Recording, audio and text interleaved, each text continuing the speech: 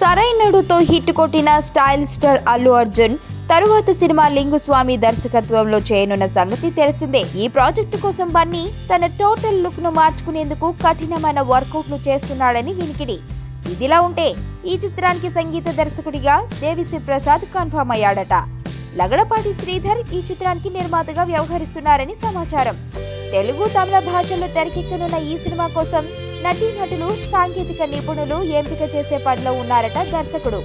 ఆ కోవలోనే సంగీత దర్శకుడిగా దేవిని ఎంపిక చేశారట.